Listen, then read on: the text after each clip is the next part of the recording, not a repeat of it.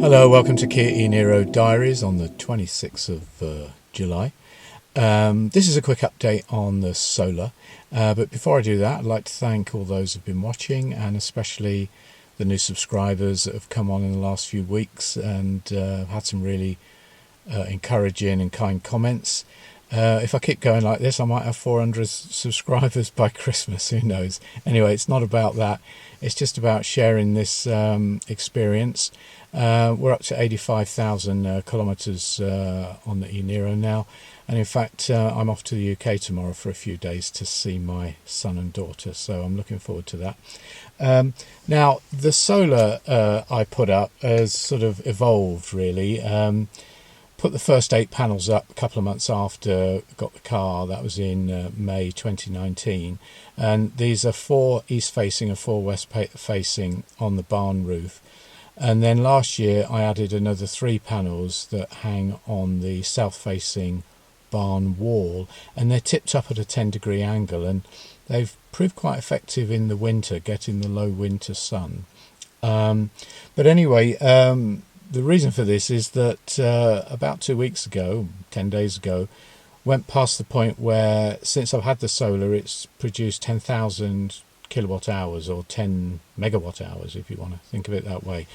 So what does that mean in terms of the running of the car? Well, the winter summer average, as I think I've mentioned before on other videos, is 14.1 kilowatt hours per 100 kilometers. So doing the maths on that, and starting with, say, an input of 10,000 kilowatt hours, which is what the solar's produced, and then I'm allowing for 10% losses on that. So obviously we've got the inverter in the way, or between what the solar generates and the battery. So let's say 9,000 kilowatt hours actually from the solar got into the battery.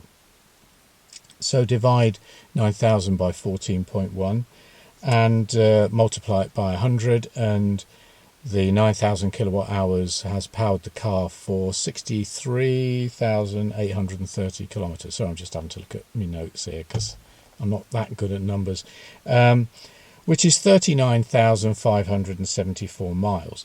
Now, if I'd have chosen in 2019 to buy the Niro hybrid, which was about 8,000 euros cheaper, although it didn't have all the features, and it's a far less capable car than this in terms of its performance. I reckon, and let's say I would have done 50 miles to the gallon consistently in that car, I would have consumed 3,609 litres at 50 miles per gallon. I know I'm switching between litres and gallons here, but I think people in the UK generally get that. 50 miles, miles per gallon is still how I think, even though I sort of have worked in litres and kilometres for years. And what I'm using is a price of 1.65 a litre, €1.65 a litre. It's in fact 1.78 at the moment, but thought let's be generous and go back a few years and use a kind of a midpoint price. So I would have spent 5,954 euros on fuel to go the same distance that my solar has allowed me to drive the car. Now, the way my meter works here, I've got a very old-fashioned electromechanical meter that simply, like at the moment, the car's not plugged in, the sun is shining and the meter runs backwards, and then obviously in the evenings and when the car is plugged in, and in the winter when there's not so much solar, the meter runs forwards.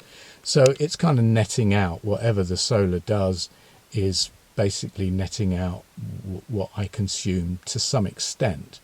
Okay, so what does it actually cost me though to put the solar up? Well, I bought all the panels online, the first group of 8 and then the second group of 3, and to be honest, the technology has improved so much in the last few years that the panels I bought in 2019 that were 300 watts a panel, you get 375 watts or 400 watts even for the same price. So all in all, I've spent just over 1,500 euros on the 11 panels. I've got 11 panels, a weird number.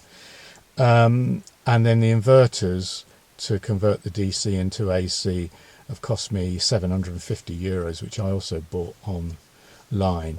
It involved the digging of some trenches. One of the trenches I dug myself, so I did some labour there, but there was another trench that had to actually go through this yard here to connect the hangar where the car sits to the house with a buried 15mm cable, and I got someone to do that for me. It was a bit too much for my so we say minimal muscle power. So and then there's been another 1,000 spent on cabling and connectors, and about, I reckon, 2,500 of labour. Say the guy who put it in for me, he's put it up as he put solar into his own place. He learnt how to do it.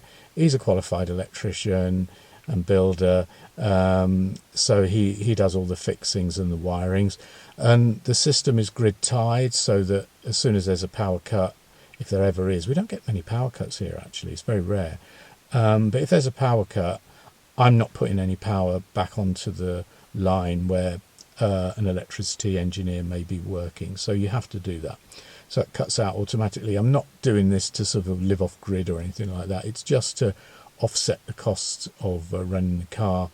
And it's kind of cool to be driving on sunlight. So if you add it all up, I've spent just under €6,000 putting up the solar. So really, as of like now, the solar's kind of paid for itself, and any kind of additional power I get from it and that goes into the car and turns into kilometres is sort of bonus. So there we go. It's kind of a bit of a landmark to get 10,000 kilowatt hours. It's taken 4.5 years to get to that point. At the moment, with the extra 3 panels, I'm generating about 2,900 kilowatt hours a year, which is enough to drive 20,000 kilometres. So basically, our electricity bill hasn't changed. The house is still the house. We're pretty consistent. We've lived here for 10 years. We use about 4,000 kilowatt hours a year. I mean, the years when we were doing the renovation and there was some heavy machinery being used, the consumption went up a wee bit, but it's been pretty consistent.